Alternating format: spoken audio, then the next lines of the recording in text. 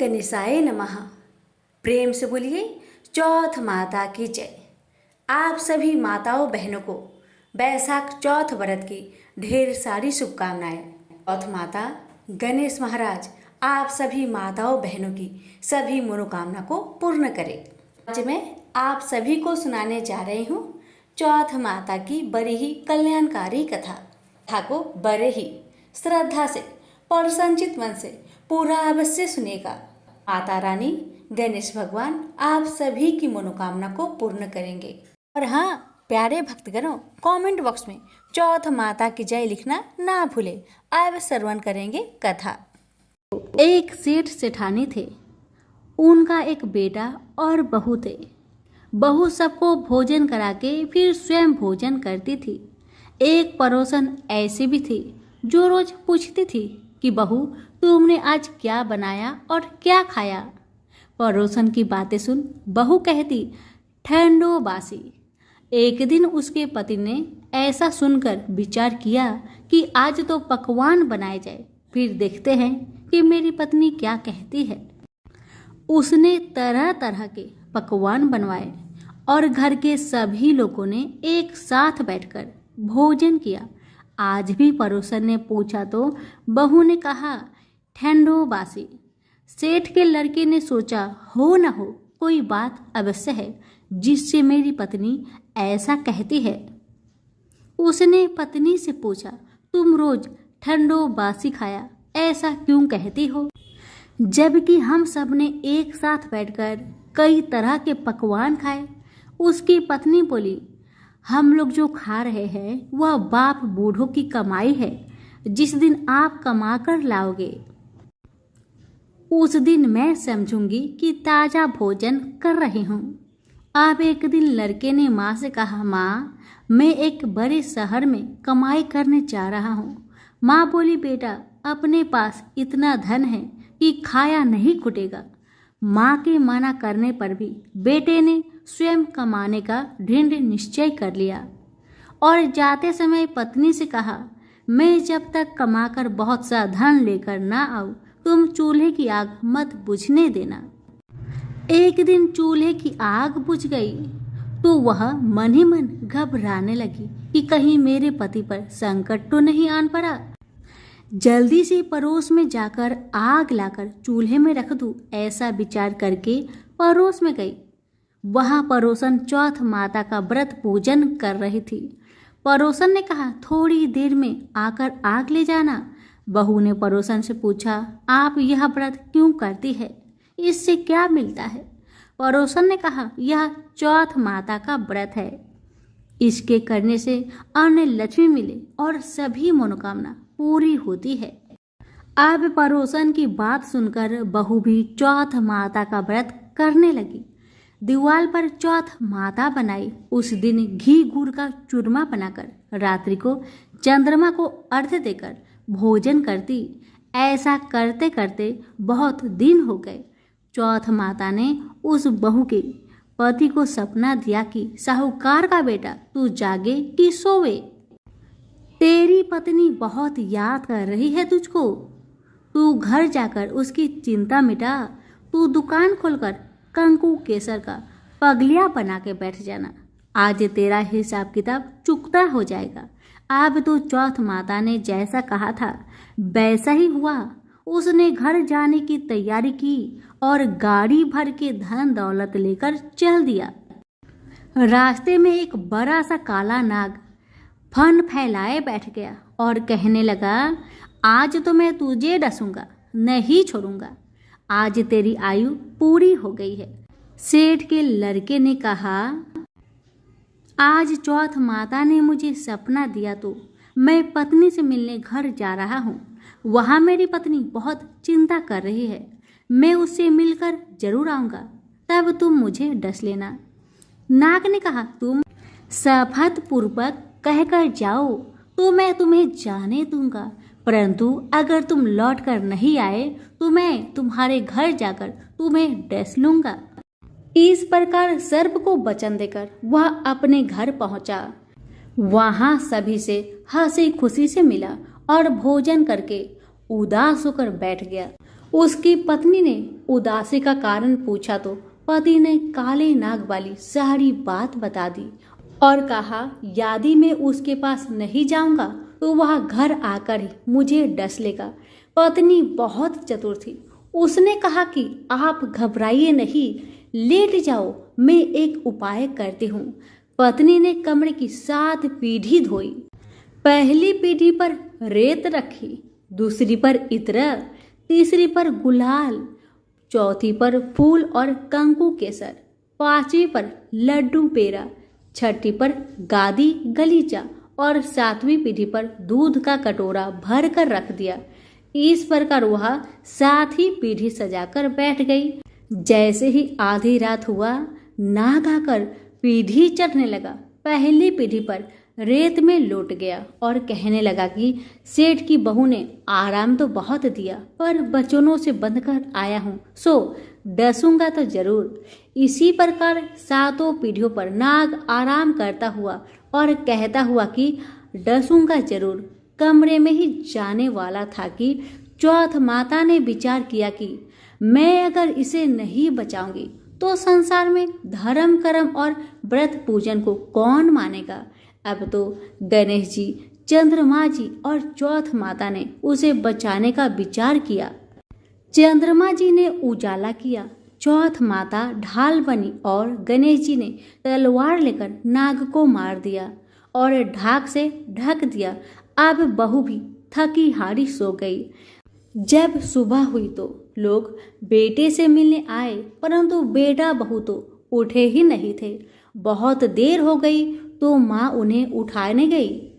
माँ ने 7 पीढ़ियों पर जो कुछ देखा तो बहुत घबरा गई। घबराते हुए बेटा बहू को आवाज लगाई, बेटा बहू उठो तो देखो कि एक ढाल तलवार वहां पड़ी है।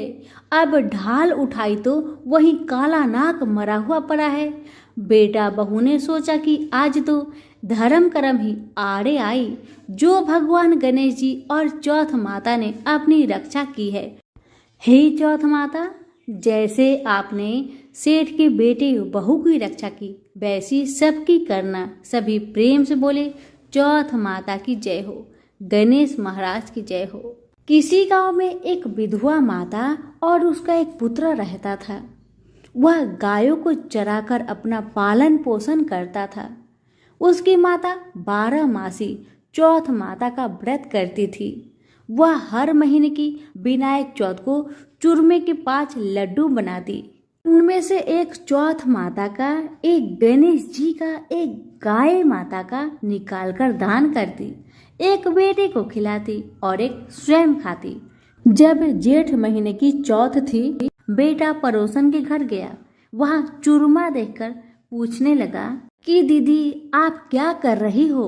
अब वह बोली, आज चौथ की व्रत है, इसलिए मैंने चूरमा बनाया है।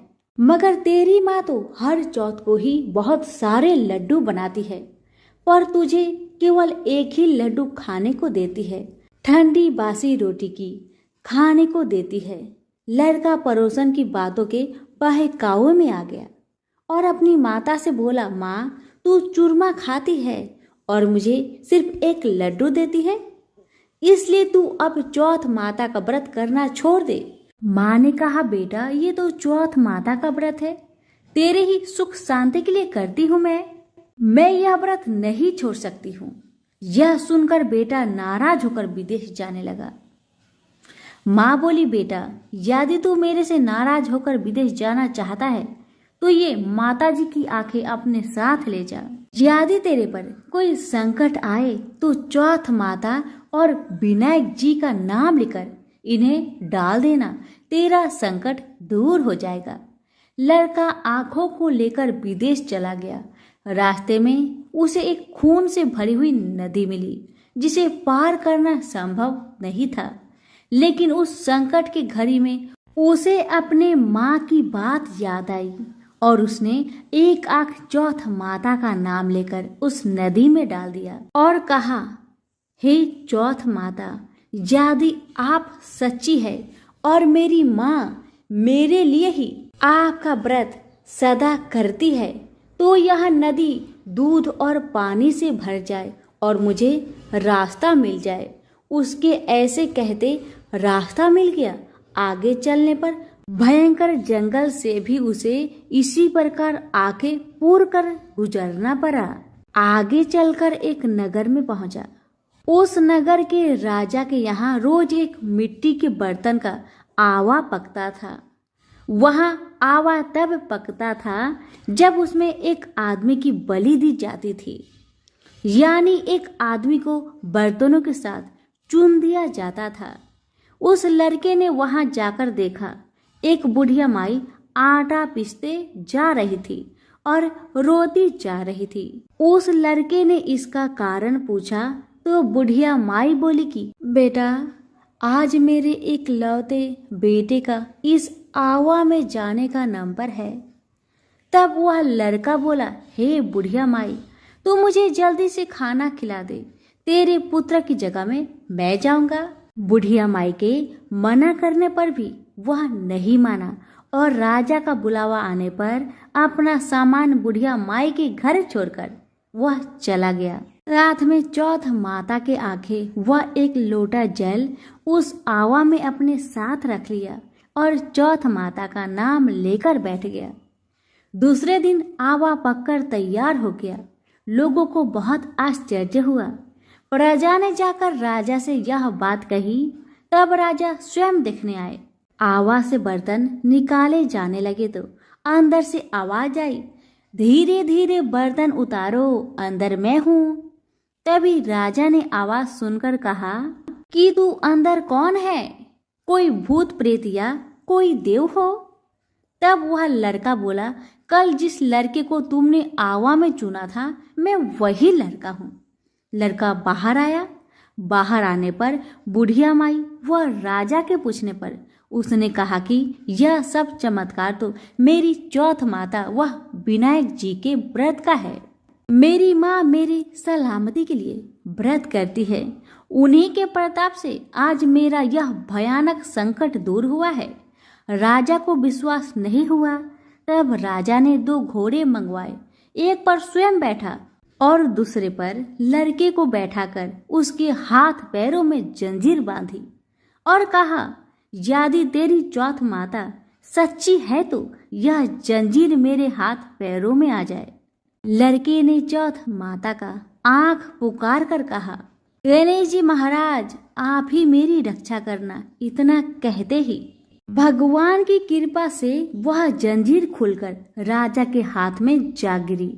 राजा, रानी व प्रजा ने चौथ माता का चमत्कार अपनी आंखों से देखा। उसी दिन से वे सभी चौथ माता व विनायक जी के परम भक्त हो गए। राजा ने अपनी राजकुमारी का विवाह उस लड़के के साथ कर दिया और बहुत सारा धन वैभव देकर उसको विदा किया। अब वह दोनों वर वधू अपने गांव पहुंचे तो लोगों ने जाकर बूढ़ी माई को बताया कि तेरा बेटा बहू को साथ लेकर आ रहा है। वह बोली, अरे नहीं, मेरे भाग्य में बहू बेटे का सुख कहाँ है। वह ऐसा कह ही रही थी कि दोनों जने उसके पैरों में गिर गए और बेटा अपने माँ से माफी मांगने लगा और कहने लगा कि यह सब चौथ माता का ही कृपा है कि आज मैं तेरे सामने खड़ा हूँ।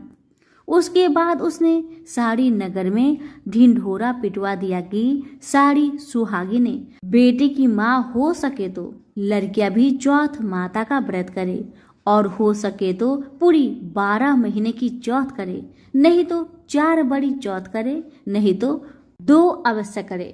हे चौथ माता, जैसे आपने बूढ़ी माई और उसके बेटे को दिया, वैसे सभी कहानी कहने और सुनने वाले को देना। प्रेम से बोलिए विनायक जी की जय हो, चौथ माता की जय हो। एक नगर में एक बूढ़ी माई रहती थी।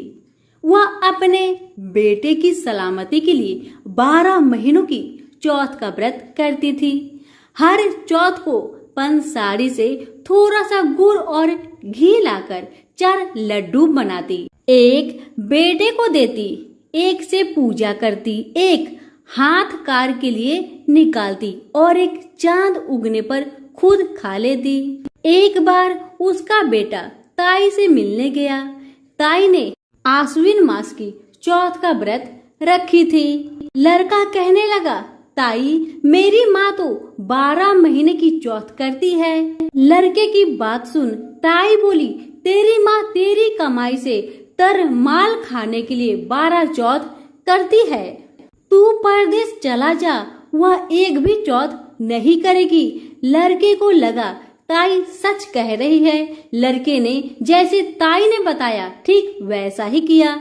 लड़का जैसे ही घर आता है अपनी माँ से कहता है, माँ मैं परदेश जा रहा हूँ, यहाँ तू मेरी कमाई खाने पीने में ही उड़ा देगी। माँ ने बहुत समझाया, माँ ने बहुत रोका, लेकिन बेटा नहीं माना। माँ ने उसे साथ ले जाने के लिए चौथ माता की आंखें दिए और कहा, बेटा कोई भी मुसीबत तुम पे आन पड़े तो ये आंखें तुम्हारी मदद करेगी। इस आंखें को तुम संभाल कर रखना। लड़का घूमते हुए एक नगर में पहुंचा। उसने देखा कि एक बूढ़ी माँ रोती जा रही थी और पुआ बनाते जा रही थी। उसने कारण पूछा तो बूढ़ी माई ने कहा, बेटा इस नगर की पहाड़ी पर एक राक्षस रहता है। पहले वह हर नगर में आकर कई लोगों को खाने के लिए मार देता था। अब यहाँ का राजा हर घर से एक आदमी दैत्य के पास भेजता है उसके भोजन के लिए, और आज मेरे बेटे की बारी है, इसलिए मैं रोई जा रही हूँ और अपने बेटे के लिए ही पुए बना रही हूँ, क्योंकि मेरा बेटा को पुआ बहुत पसंद है। बस इसीलिए आज आखिरी बार मैं अपने बेटे को पुए बनाकर खिलाऊंगी। उसके बाद मेरा बेटा पुआ कभी नहीं खा पाएगा, क्योंकि मेरे बेटे को तो राक्षस अपना भोजन बना लेगा। बूढ़ी माई की बातें सुन वह लड़का बोला, माई तू पुआ को मुझे खिला दे, आज तेरे बेटे की जगह मैं चला जाता हूँ। बूढ़ी माँ ने खीर पुए उस लड़के को प्यार से खिलाए। लड़का खा पीकर वह सो गया। रात को राजा के सैनिक आए तो बूढ़ी माँ ने उस लड़के को भेज दिया। राक्षस के सामने पहुंचने पर उसने चौथ माता के आंखें दैत्य की तरफ फेंककर कहा, हे चौथ माता, यदि मेरी माँ मेरी सलामती के लिए व्रत करती है तो दैत्य का सिर कटकर गिर जाए। और वैसा ही हुआ। दैत्य का सिर तुरंत कटकर गिर गया। लड़का वापस आ गया। राजा ने उसे उपहार देकर विदा किया। चलते हुए एक दूसरे राजा के नगर में पहुंचा। इस राज्य में आवा तभी पकता है जब एक इंसान की बलि दी जाती थी। सिपाहियों ने उसे पकड़कर आवे में चुन दिया। लड़के ने आंखें आवे में डालकर कहा, हे चौथ माता, यदि मेरी माँ मेरे लिए व्रत करती है तो आवा मेरी बलि लिए बिना ही झट से पक जाए। और वैसा ही हुआ। आवा तुरंत पक गया। आवे में से मिट्टी की जगह सोने की बर्तन निकलने लगे। अंदर से लड़का बोला, बर्तन धीरे धीरे निकालना, मुझे चोट लग जाएगी। राजा ने उसे निकलवाया और पूछा, इस आवे से तुम कैसे बच गए? लड़के ने बताया कि उसकी माँ चौथ माता की व्रत करती है, व्रत के कारण ही वह बच पाया है। राजा को इसका यकीन नहीं हुआ। राजा ने एक चांदी की सुराही मंगवाई और कहा कि सुराही की नली से तुम निकल कर दिखाओ, तभी मुझे विश्वास होगा। लड़के ने चौथ माता को याद करके आंखें सुराही में डाले और कहा, हे चौथ माता, मैं भौरा बनूं और सुराही से निकल जाऊं। लड़का भौरा बनकर सुराही से निकल गया। राजा खुश होकर राजकुमारी की शादी उसके साथ कर दिए और सभी लोगों को चौथ माता का व्रत करने को कहे। लड़के के शादी होने के बाद उसे अपनी माँ की याद आई। उसने राजा के पास जाकर खुद के नगर जाने की इच्छा जाहिर की। राजा ने रथ, घोड़ा, हाथी और खूब सारा दान दहेज देकर उन्हें विदा किए। चौथ के दिन अपने नगर पहुंचा। वहां अकेला पंसारी के यहाँ माँ का इंतजार करने लगा। सोचा चौथ है तो माँ यहाँ जरूर आएगी। थोड़ी देर बाद लकड़ी टेकती हुई माँ आती दिखाई दी। लड़के की माँ बूढ़ी होने के कारण उनके आंखों से कम दिखता था। अब लड़के ने जानबूझकर अपना पैर लकड़ी में लगा दिया और कहने लगा, बल रे पूठ काटी, मेरे पैर के लगा दी। माँ ने उसे नहीं पहचाना, कहने लगी, भैया मुझे चाहे कितनी गाली निकालो पर मेरे बेटे को कुछ मत कहना। बेटा माँ के चरणों में गिर पड़ा, कहा, माँ मैं ही तेरा बेटा हूँ, मुझे माफ कर दे माँ, मुझे माफ कर दे। माँ ने अपने बेटे को सीने से लगा लिया। नगर के लोगों ने विश्वास नहीं किया कि वही उसका बेटा है। बूढ़ी माँ ने चौथ माता को याद करके कहा, हे चौथ माता, यदि मैं अपने बेटे के लिए व्रत करती हूँ तो मेरे स्तन में दूध भर जाए और उसकी धार मेरे बेटे के मुंह में जा गिरे। माँ के स्तन से दूध की धार निकलकर बेटे के मुंह में गिरने लगी। लोग चौथ माता की जय जयकार करने लगे। उस नगर के सभी लोग चौथ माता का व्रत करने लगे। हे चौथ माता, जैसे आपने बूढ़ी माँ और उसकी बेटे की सहायता की, वैसे हमारे भी करना। कहानी सुनने वाले, हुक्कारे भरने वाले सभी पर अपनी कृपा बरसाए। सभी प्रेम से बोले, चौथ माता की जय हो। एक समय की बात है कि भगवान विष्णु का विवाह माता लक्ष्मी जी के साथ निश्चित हुआ। विवाह की सभी तैयारी होने लगी। सभी देवी देवताओं को निमंत्रण भेजे गए, लेकिन भूलवश गणेश जी को निमंत्रण देना रह गया था। इधर भगवान विष्णु की बारात जाने का समय आ चुका था। सभी देवता अपनी पत्नियों के साथ विवाह समारोह में शामिल होने को आए, परंतु सभी देवी देवताओं ने देखा कि गणेश जी कहीं दिखाई नहीं दे रहे हैं। तब उन सभी ने आपस में चर्चा की, क्या गणेश जी को नहीं न्योता दिया गया या गणेश जी ही नहीं आए हैं। सभी को इस बात पर बहुत आश्चर्य हुआ। इस बात पर उन सभी ने विष्णु भगवान से ही इसका कारण पूछा। विष्णु भगवान से पूछने पर उन्होंने कहा कि हमने गणेश जी के पिता भोलेनाथ, महादेव और माता पार्वती को न्योता भेजा था। यदि गणेश जी अपने पिता के साथ आना चाहते तो आ जाते, अलग से उन्हें न्योता देने की कोई आवश्यकता भी नहीं थी। दूसरी बात यह है, उनको खाने में 1.25 मन मूंग, 1.25 मन चावल, 1.25 मन घी और 1.25 मन लड्डू का भोजन चाहिए। यदि गणेश जी नहीं आएंगे तो कोई बात नहीं, दूसरे के घर जाकर इतना सारा खाना पीना अच्छा भी नहीं लगता। इतना वार्ता कर ही रहे थे कि किसी एक ने सुझाव दिया, यदि गणेश जी आते तो उनको द्वारपाल बनाकर बैठा सकते थे कि आप घर की याद रखना। आप तो चूहे पर बैठकर धीरे धीरे चलोगे तो बारात में बहुत पीछे रह जाओगे। यह सुझाव सबको पसंद आ गया, तो फिर विष्णु भगवान ने भी अपनी सहमति दे दी।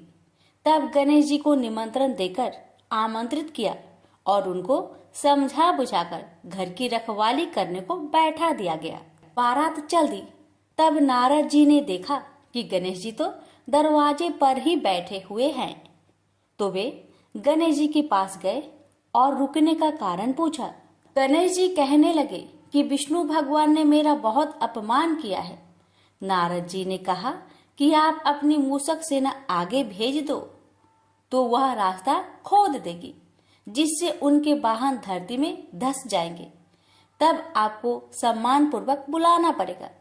अब तो गणेश जी ने अपनी मूषक सेना को आदेश दिया, जाओ, और सेना ने जमीन पोली कर दी। जब बारात वहां से निकली तो रथों के पहिए धरती में धंसने लगी। आग कोशिश की परंतु पहिए नहीं निकले। सभी ने अपने अपने उपाय किए परंतु पहिए तो नहीं निकले, बल्कि जगह जगह से टूटने लगे। किसी को समझ में नहीं आ रहा था कि अब क्या किया जाए। तब तो नारद जी ने आकर कहा, आप लोगों ने गणेश जी का अपमान किया, जिस कारण यह विघ्न आ रहे हैं। यदि उन्हें मनाकर लाया जाए तो आपका कार्य सिद्ध हो सकता है और यह संकट टल सकता है। शंकर भगवान ने अपने दूत नंदी को भेजा और वे गणेश जी को लेकर आए। गणेश जी का आदर सम्मान के साथ पूजन किया गया। फिर रथ के पहिए निकलने लगे और यह संकट टल गया। अब रथ के पहिए निकल तो गए, परंतु वे टूट फूट गए थे, तो उन्हें सुधारे कौन? पास के खेत में एक खाती काम कर रहा था। उसे बुलाया गया। खाती अपना कार्य करने से पहले श्री गणेशाय नमः कहकर गणेश जी की वंदना मन ही मन करने लगा। देखते ही देखते खाती ने सभी पहियों को ठीक कर दिया। तब खाती कहने लगा कि हे देवताओं, आपने सर्वप्रथम गणेश जी को नहीं मनाया होगा और न ही उनकी पूजन की होगी, इसलिए तो आपके साथ यह संकट आया है। मैं तो मूर्ख अज्ञानी हूँ, फिर भी पहले गणेश जी को पूजते हैं, उनका ध्यान करते हैं। आप लोग तो देवगण हैं, फिर भी आप गणेश जी को कैसे भूल गए? अब आप लोग भगवान श्री गणेश जी की जय बोलकर जाए तो आपके सब काम बन जाएंगे और कोई संकट भी नहीं आएगा। ऐसा कहते हुए बारात वहां से चल दी और विष्णु भगवान का लक्ष्मी जी के साथ विवाह संपन्न करा के सभी सकुशल घर लौट आए। हे गणेश जी महाराज, आपने विष्णु को जैसा कार्य सरियो ऐसा कार्य सबको सिद्ध करिजो। बोलिए गजानन भगवान की जय। अब सुनिए चौथ माता जी की आरती। ओम जय श्री चौथ मैया, बोलो जय श्री चौथ मैया। सच्चे मन से सुमिरे सब दुख दूर भैया। ओम जय श्री चौथ मैया। ऊंचे पर्वत मंदिर शोभाती भारी, देखते रूप मनोहर असुरन भयकारी। ओम जय श्री चौथ मैया। महासिंगार सुहावन ऊपर छत्र फिरे, सिंह की सवारी सोहे कर में खड़क धरे। ओम जय श्री चौथ मैया। बाजत नौबत द्वारे अरु मृदंग डेरू, 64 जोगन नाचते नित्य करे भैरू। ओम जय श्री चौथ मैया। बरे बरे बलशाली तेरा ध्यान धरे, ऋषि मुनि नर देवा चरणों आन परे। ओम जय श्री चौथ मैया। चौथे माता की आरती जो कोई सुहागन गावे, बढ़ते सुहाग की लाली सुख संपत्ति पावे। ओम जय श्री चौथ मैया। अब सुनिए गणेश जी की आरती। जय गणेश जय गणेश जय गणेश देवा, माता जाकी पार्वती पिता महादेवा। एक दंत दयावंत चार भुजाधारी, माथे सिंदूर सोहे मूस की सवारी। जय गणेश जय गणेश जय गणेश देवा, माता जाकी पार्वती पिता महादेवा। पान चढ़े फल चढ़े और चढ़े मेवा, लड्डुअन का भोग लगे संत करे सेवा। जय गणेश जय गणेश जय गणेश देवा, माता जाकी पार्वती पिता महादेवा। अंधन को आँख देते कोढ़िन को काया, बाझन को पुत्र देते निर्धन को माया। जय गणेश जय गणेश जय गणेश देवा, माता जाकी पार्वती पिता महादेवा। सूर्य श्याम शरण आए सफल कीजिए सेवा, माता जाकी पार्वती पिता महादेवा। जय गणेश जय गणेश जय गणेश देवा। माता जाकी पार्वती पिता महादेवा। दीनन की लाज रखो शंभु सुते कारी। कामना को पूर्ण करो जाओ भलिहारी। जय गणेश जय गणेश देवा।